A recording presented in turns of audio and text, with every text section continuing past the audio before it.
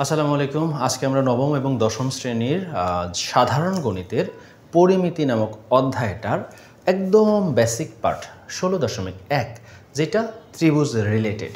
তো ব্যাপারটা হচ্ছে আমরা পরিমিতি নিয়ে আলোচনা করতে গেলে আগে পরিমিতি সম্পর্কে হালকা একটু ধারণা থাকা দরকার। তাহলে আমরা পরিমিতি সম্পর্কে যদি একটু ধারণা পাই তাহলে আমরা অঙ্ক করতে গেলে মনে হয় আরেকটু সুবিধা হবে। দেখেন আপনাদের নবম দশম শ্রেণীর পরিমিতি নামক অধ্যায়টা এটা কোনো কিছুর মাপ নিয়ে আলোচনা করবে, কোনো কিছুর পরিমাণ নিয়ে আলোচনা করবে। কীরকম যদি আমি আপনাকে বলি কোনো কিছুর পরিমাণ এবং পরিমাপ, কোনো কিছুর পরিমাণ এবং পরিমাপ, ভালো করে কথাটা কিন্তু বুঝেন, কোনো কিছুর পরিমাণ এবং পরিমাপ দুটো কি একই জিনিস? তাহলে আপনি যদি একটু লক্ষ্য করেন, ধরেন আমি আপনাকে বললাম যে এক গ্লাস পানি, এটা সাপোজ ধরেন হচ্ছে গিয়ে এক গ্লাস পানি 0.5 কিলোগ্রাম, মানে আধা কেজি আছে। তো 0.5 কিলোগ্রাম যদি আপনার এক গ্লাসে পানি থাকে তাহলে আপনার কাছে যে এক গ্লাস পানি আছে এটা 0.5 কিলোগ্রাম আছে। এই যে ব্যাপারটা এটা বলা হয় পরিমাণ, যে আপনার এক গ্লাস পানি আছে এটা একটা নির্দিষ্ট পরিমাণ 0.5। এই যে ব্যাপারটা এটাকে বলা হয় পরিমাণ, নির্দিষ্টতা। আর যদি বলা হয় পরিমাপ, তার মানে আপনি যেই পদ্ধতিতে এক গ্লাস পানিকে নির্দিষ্ট করছেন এটাকে বলা হয় পরিমাপ। এটা একটা পদ্ধতি। তার মানে আপনি পরিমাপ এবং পরিমাণের কিন্তু খুব বিস্তর পার্থক্য না, সূক্ষ্ম পার্থক্য। অনেকে এটা খেয়াল করেন না। যে কোনো কিছুর নির্দিষ্ট করে বলাটাই হচ্ছে পরিমাণ, আর যেই সিস্টেমে বা পদ্ধতিতে নির্দিষ্ট করা হয় সেটাকে কিন্তু বলা হয় পরিমাপ। আশা করি আপনারা বুঝতে পারছেন। তাহলে এখানে যেমন ধরেন কেজি এককে এটাকে নির্দিষ্ট করছেন, কেজিটা হচ্ছে কি পরিমাপ, আর যে নির্দিষ্ট করে বলা যে এক গ্লাস পানি 0.5 কিলোগ্রাম পানি, এই যে 0.5 কিলোগ্রাম বলছেন এইটা হচ্ছে তার পরিমাণ, ওই পানিটার পরিমাণ। ওকে, এই যে পরিমাপ নিয়ে আমরা আলোচনা করব, এই পরিমাপের বা পরিমিতির যে ব্যাপারটা, আমরা যদি পুরো নামটা একটু দেখি, দেখেন পরিমিতি, পরিমিতি তো মিতি শব্দের অর্থ হচ্ছে পরিমাপ।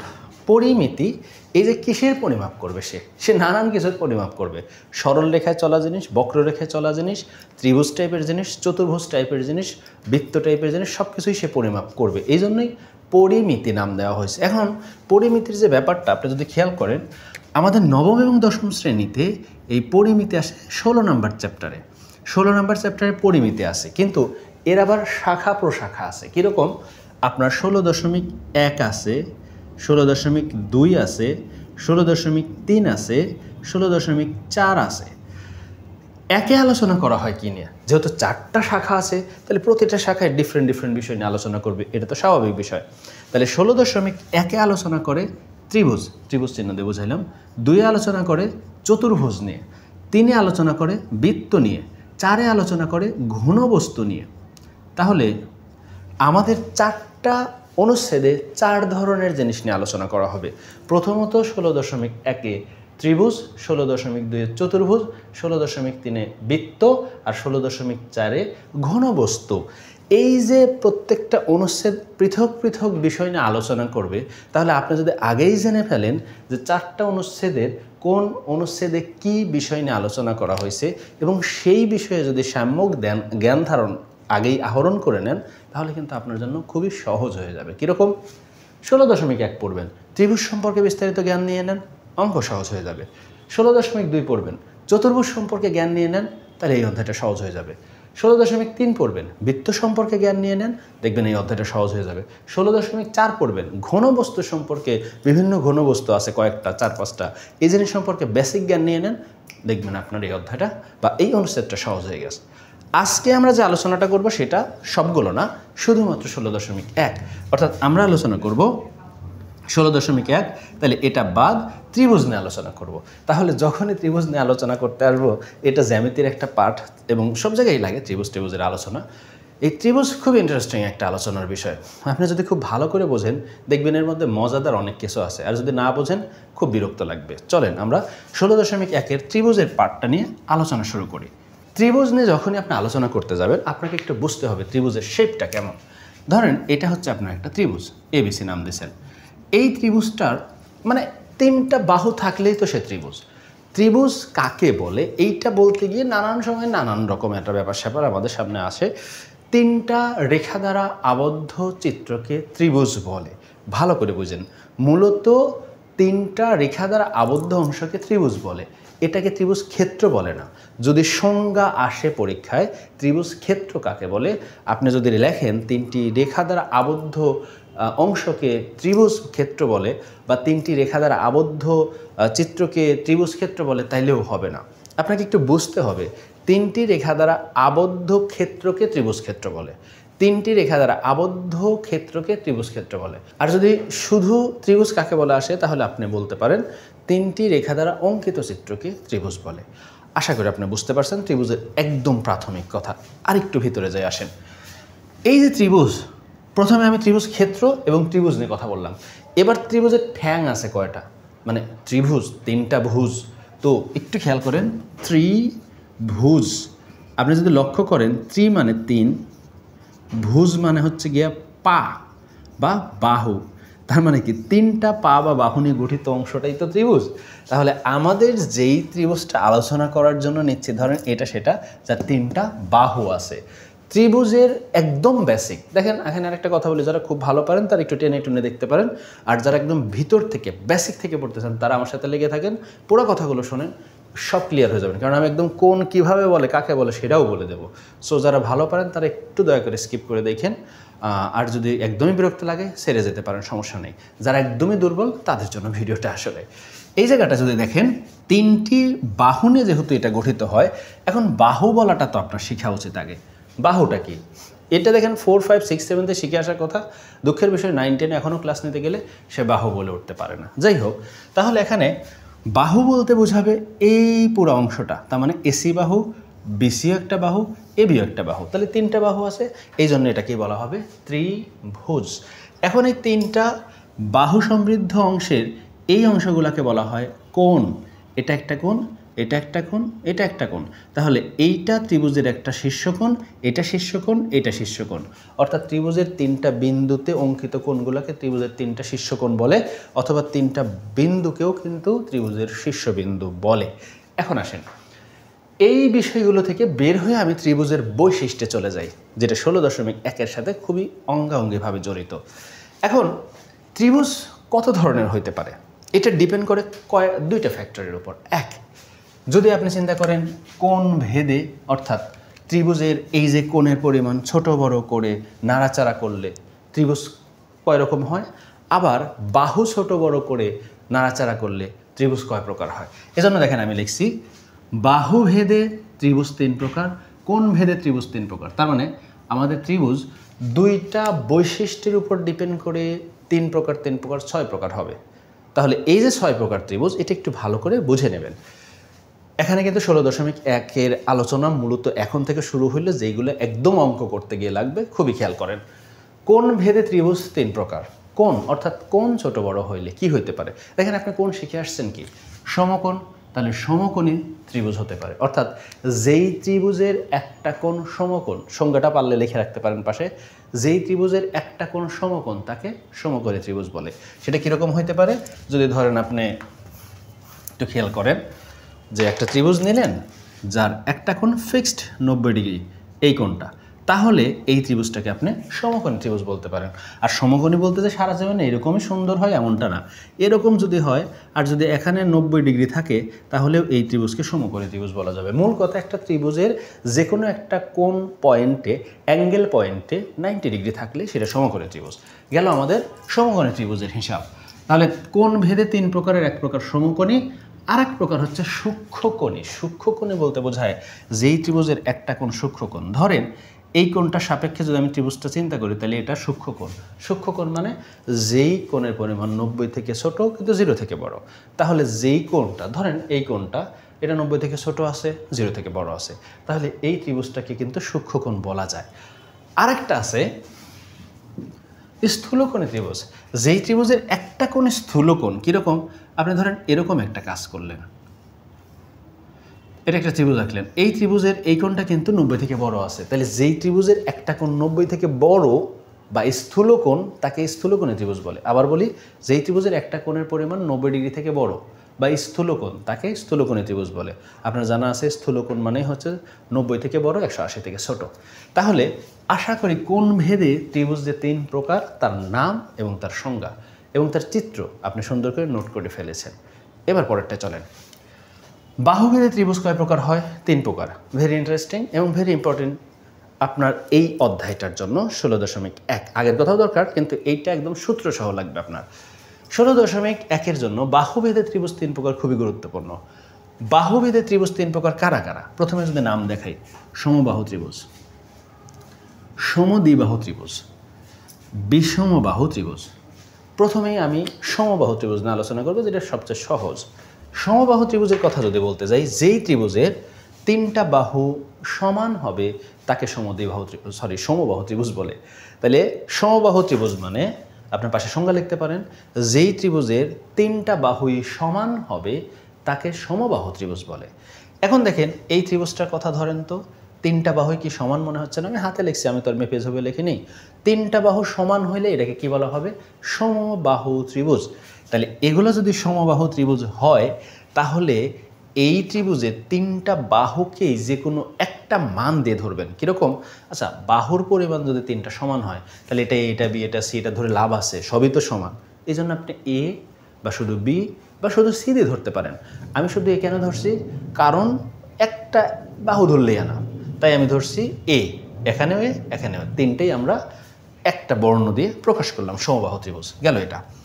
এখন এই সমবাহু ত্রিভুজের এখানে দেখেন সূত্র আছে 3টা, আবার প্রত্যেকটার ক্ষেত্রেই দেখেন চিত্রসহ সূত্র লেখা আছে। কিন্তু আমি আপনাকে এখানে একটা জিনিস বলে রাখি আগেই, পরিসীমা নামক একটা ব্যাপার আছে। এই জিনিসটা একটা কমন সূত্র মনে রাখবেন। পরিসীমা বলতে কি বোঝায়, এই জিনিসটা মাথায় গেঁথে রাখবেন, একদম বেসিক সহক। যে কোনো কিছুর পরিসীমা বলতে তার পুরাটার মাপ, যোগফল বোঝায়। ত্রিভুজের 3 বাহুর যোগফল, চতুর্ভুজের 4 বাহুর যোগফল, বৃত্তের চারিদিকের যোগফল। মানে কি, পরিসীমা জিনিসটাই এরকম, সব কিছুর যোগফল বোঝায়। তাহলে সেই ক্ষেত্রে যেই সমবাহু ত্রিভুজের পরিসীমা হোক, বিষমবাহু ত্রিভুজের পরিসীমা হোক, সমদ্বিবাহু ত্রিভুজের পরিসীমা হোক, সব ক্ষেত্রেই 3 বাহুর যোগফল। আপাতত মাথায় এটা রাখেন। এখন আসেন সমবাহু ত্রিভুজের ক্ষেত্রে, যেহেতু প্রত্যেকটা বাহু সমান, তাহলে 1 ক্ষেত্রফল সমান সমান কত? √3/4 a²। এটা কিসের সূত্র? সমবাহু ত্রিভুজের ক্ষেত্রফলের সূত্র। ভালো করে মনে রাখবেন। এখানে এ কেন? এইটা আমাদের বইয়ের স্ট্যান্ডার্ড ফর্মুলা, যেখানে ওরা সমবাহু ত্রিভুজের প্রত্যেকটা বাহুকে এ ধরছে, তাই আপনি এ ধরেই পড়বেন। সমবাহু ত্রিভুজের ক্ষেত্রফল √3/4 a²। একটা জিনিস মনে রাখতে হবে, ক্ষেত্রফল হইলে বর্গ একক, বাকি ক্ষেত্রগুলোতে শুধু একক। ক্ষেত্রফলে বর্গ একক, বাকিগুলোতে সব একক। এখন পরিসীমা, সমবাহু ত্রিভুজের পরিসীমা সূত্র ওই যে শিখে আসছে, পরিসীমা মানে সব কিছুর যোগফল। তাহলে এখানে পরিসীমা বলতে 3টার যোগ, a + a, তাহলে কি হবে? পরিসীমা মানে 3a। তাহলে পরিসীমা মানে 3a যদি হয়, এটার একক শুধু একক। এরপর আসেন মধ্যমা বা উচ্চতা কার? সমবাহু ত্রিভুজের মধ্যমা সূত্র কি হবে? সমবাহু ত্রিভুজের মধ্যমা যা, সমবাহু ত্রিভুজের উচ্চতাও একই জিনিস। তাহলে সমবাহু ত্রিভুজের মধ্যমা সূত্র √3/2a, √3/2a একক। এটা খুব ভালো করে খেয়াল করবেন। মধ্যমায় √3/2 আর ক্ষেত্রফলে √3/4। তাহলে এই হলে ব্যাপার, এখানে ক্ষেত্রফলে a² আর উচ্চতায় শুধু এ। তাহলে এই গেলে হচ্ছে সমবাহু ত্রিভুজের 3টা প্যাটার্ন।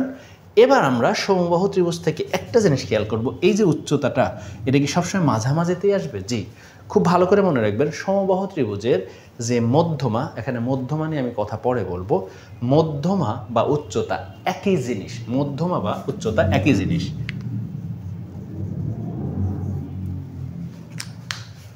তাহলে সমবাহু ত্রিভুজের মধ্যমা বা উচ্চতা, এটা নিয়ে আমি আরেকটু পরে কথা বলি। আপাতত জেনে রাখেন সমবাহু ত্রিভুজের মধ্যমা এবং উচ্চতা পরস্পর সেম। পরেরটা আসেন সমদ্বিবাহু ত্রিভুজ। আচ্ছা, সমদ্বিবাহু ত্রিভুজ মানে আপনার কমন সেন্স একটু ভাবেন তো কি হয়? সমদ্বিবাহু ত্রিভুজ মানে যেই ত্রিভুজের 2টা বাহু সমান হয়। তাহলে সমদ্বিবাহু ত্রিভুজ বলতে যদি 2টা বাহু সমান হয়, আপনি এই 2টা বাহু সমান ধরলেন আর এই বাহুটাকে অসমান ধরলেন, তাহলে এটাকে কি বলবো আমরা? সমদ্বিবাহু ত্রিভুজ। সমদ্বিবাহু ত্রিভুজের ক্ষেত্রে সমান সমান বাহুকে এ দ্বারা প্রকাশ করে বইয়ের ভাষায়, আর অসমান বাহুকে বি দ্বারা প্রকাশ করে, যেটাকে ভূমি বলে। আপনি ভুলে যাবেন না এইগুলোর পরিচয়। সমদ্বিবাহু ত্রিভুজের এই অসমান বাহুকে ভূমি ধরা হয়, আর এই যে 2টা বাহু সমান, এটাকে একটা নামে ধরা হয় সমান সমান বাহু। কেন সমান সমান বলা হয়? কারণ দুইটা বাহু সমান, তো এই জন্য এটার নামই দিয়েছে সমান সমান বাহু। তাহলে সমদ্বিবাহু আসলে সমান সমান বাহু বললে এ বুঝবেন, সমদ্বিবাহু ত্রিভুজের কথা বললে ভূমি বললে বি বুঝবেন। এটা একটু মাথায় সেভ করে রাখতে হবে ব্রো।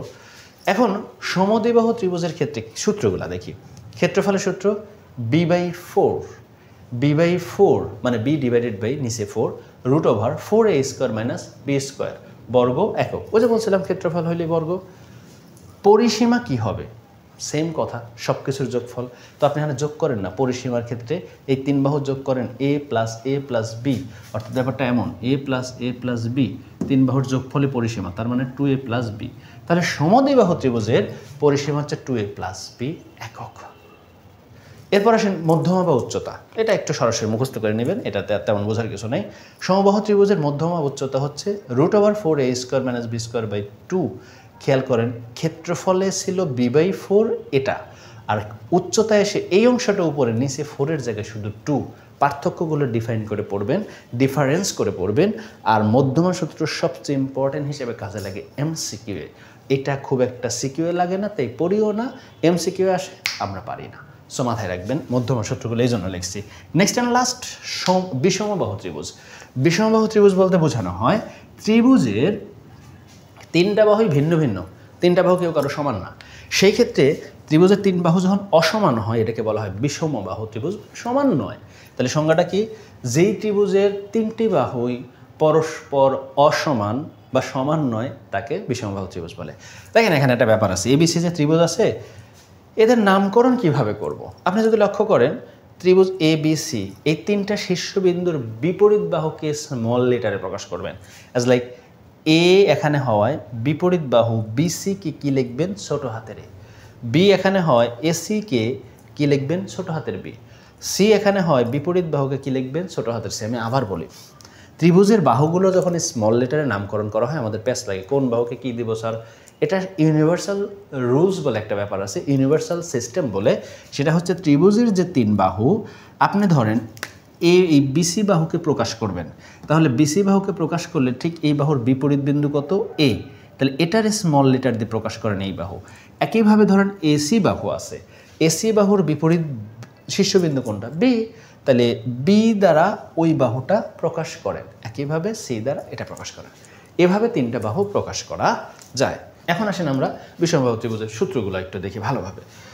যদি খেয়াল করেন পরিসীমা, পরিসীমাকে এখানে আরেকটা কথা আমি আগে বলিনি, সব জায়গায় পরিসীমা ছিল, কিন্তু পরিসীমাকে যে 2s দিয়ে প্রকাশ করে এটা বলা হয় না। এটা মাথায় রাখবেন, পরিসীমা মানেই মূলত 2s, এটা প্রকাশ করার জন্য কাজে লাগে।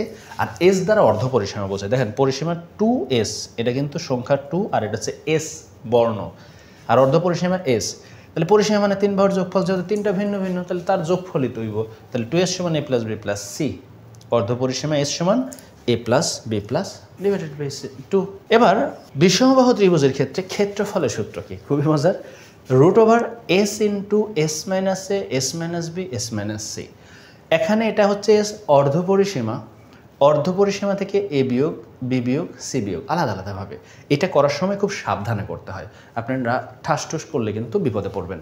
উচ্চতার সূত্র কি? বিষমবাহু ত্রিভুজের উচ্চতার সূত্র 2/a, একটু ডিফারেন্ট আছে। অন্যগুলার উচ্চতার সূত্র যেমন কিছুটা মিল থাকতো ক্ষেত্রফলে, এটাও অতটা মিল নাই। এখানে 2/a এবং ক্ষেত্রফলের পুরো অংশটা বসবে ওখানে। তাইলে আশা করি বিষমবাহু ত্রিভুজের বিষয়টা আপনার কাছে ক্লিয়ার। ও এখানে কি ডট ডট, এখানে এই পুরো অংশটা লিখবেন, অর্থাৎ √s, এখানে হবে √s × s - a s - b s - c। এই ছিল আমাদের মূলত তিন ধরনের বাহুভেদে ত্রিভুজের যে আলোচনা, সেই আলোচনাগুলো দেখেন। এখানে যে সূত্রটুত্রগুলো আমি আপনাদের সামনে আলোচনা করছি, এই আলোচনার মধ্যে বীজগণিতের মতো তেমন কোনো ক্যাচাল নাই। বীজগণিতে যেমন বর্ণ নিয়ে হেরফের হয়, প্লাস মাইনাস এসে ঝামেলা করে, এখানে কোনো ক্যাচাল নেই। তাই সূত্র যত ভালো পারবেন, 16.1 অঙ্ক তত ভালো পারবেন। 16.2 আলোচনা 16.2 করব। তাহলে এই সূত্রগুলো যদি ভালো করে, অ্যাটলিস্ট প্রথমে আপনি ক্ষেত্রফল শিখেন, ক্ষেত্রফল শিখেন, ক্ষেত্রফল শিখেন, তারপরে আপনি আরেকটা করে শিখেন মধ্যমা, মধ্যমা, মধ্যমা, মধ্যমা শিখেন, মধ্যমা বা উচ্চতা। এইভাবে একটা একটা করে শিখেন, দেখেন আপনার পুরো বিষয়টা পানির মতো সহজ হয়ে গেছে এবং অঙ্কগুলো খুব স্মুথলি পারতেছেন। এখন আসেন এইগুলো ছাড়া 16.3 কি আর কিছু ক্যাচাল করতে পারে স্যার? আপনি তো বাহুভেদে ত্রিভুজ তিনটা ব্যাখ্যা করছেন, সূত্র দিছেন, তাহলে কোন ভেদে যে 3টা ত্রিভুজ আছে তাদের কি ক্ষেত্রফলের সূত্র নাই? না, এরকম কোনো ক্যাসাল নাই, 3টার জন্যই কোনো সূত্রটূত্র নাই। 2টা স্পেশাল ক্যারেক্টার আছে যারা ত্রিভুজের আপনার এই 3টার মধ্যে না পড়ে, ধরেন একটা অঙ্ক আপনি করতে গেছেন, এই 3টার কোনোটাই আপনার কাজে লাগতেছে না।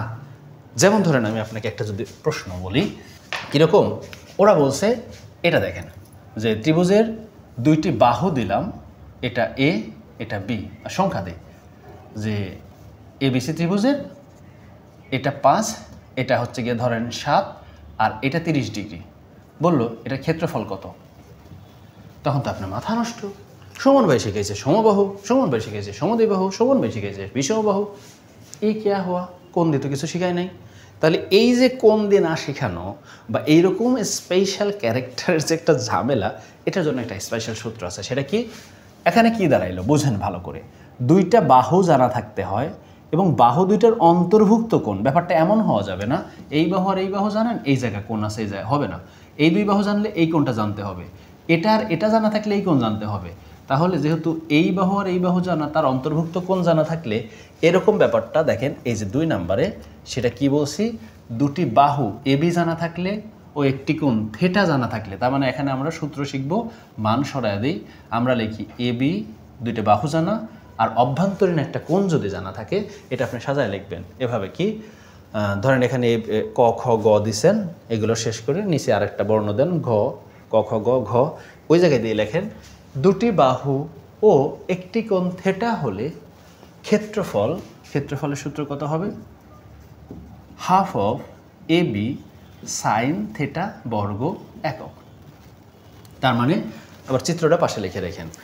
তার মানে কোনো একটা ত্রিভুজের 2টা বাহু পাশাপাশি জানা থাকলে, তার ভিতরের কোণ জানা থাকলে, তখন এই স্পেশাল সূত্রটা কাজে লাগে। গেল এটা। আরেকটা ব্যাপার আছে, যদি ত্রিভুজ সমকোণী হয় তাইলে আপনার সাথে অনেক মজার একটা সূত্র প্রোভাইড করে সে।